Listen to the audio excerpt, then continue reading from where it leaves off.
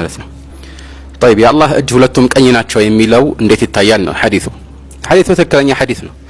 መልእክተኛው አለይሂ ሰላቱ ወሰላም ከአንድ ጊዜ በላይ በተለያዩ ሐዲሶች ላይ አጽድቀዋል። ለምሳሌ إن المقسطين على منابر من نور يوم القيامة عن يمين الرحمن وكلتا يديه يمين ይላሉ الذين يعدلون في أهليهم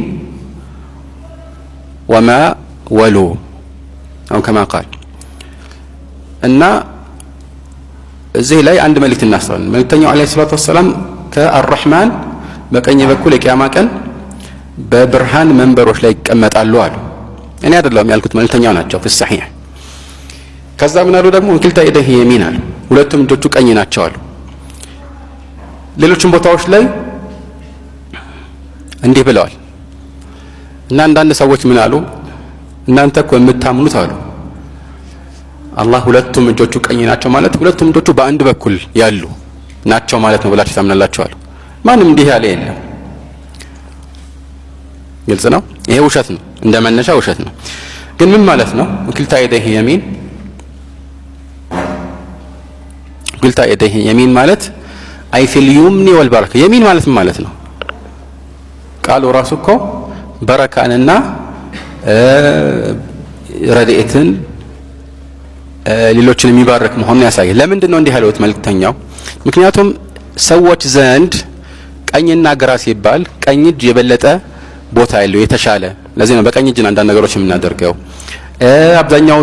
አብዛኛዎቹ ሰዎች ዘንድ ደግሞ ቀኝ እጅም ኃይል ያለው እንደሆነ ይታሰባል።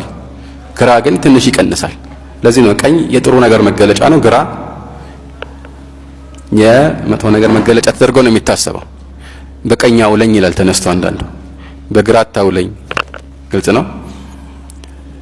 እና የማይሆን ነገር ሲሆን የማይገባው ነገር ከሆነ ግራ አጋባኝ ይላል እንጂ ቀኝ አጋባኝ የሚል የለም። ቃሉ ይሄንን ያመላክታል። ስለዚህ ቀኝ የሚለው የተፈለገበት ይምንና በረካ ነው። ምንም ግልጽ። ለዚህ ነው መልእክተኛው ሰዎች ይሄን እንዳያስቡ አስቀድሞ ነው من باب دفع ما قد يرد على الذهن من توهم النقص ይሄን የተናገሩት ማለት ነው። طيب ሌላኛው እጁ ታዲያ ለምን አሉ? እንደዛ ባይሆን ኖሮ ቀኝ እጅ ብለው እንደገና ሌላኛው እጁ የሚል ሐዲስ አለ في حديث ابن عمر في الصحيح قال وبيده الأخرى ብለው ተናገሩ። ግልጽ ነው። ሽማል የሚል የተጠቀሰበት ሐዲስ አለ وهو عند مسلم ግን ዑለማዎች ዘገባው ብዙ ጠንካራ አይደለም። ግን ሽማል እንበል አንበል የሚለው ውዝግባል። ሁሉም እኮ ይስማማል ቀኝና ግራ ቀኝና ሌላ እንደሚባል ማለት ነው። ግን ይሄ ሌላኛው እጁ ግራ ይባላል አይባልም? አንዳንድ ዑለማዎች ግራ አይባልም አሉ። ከምን አንፃር? ከስያሜ አንፃር ነው። እንዴ ተብሎ መጠራቱ አደብ አይደለም አሉ። ለምን? መልእክተኛው ወኪልታ የደህ የሚን እያሉ ሌሎቹ ግን ሐዲስ ላይ في صحيح مسلم ተጠቅሷል ችግር የለም አሉ። ግን ያኛው የዘገባ ውዝግብ አለበት ማለት ነው في اسناده። ግልጽ ሆነ።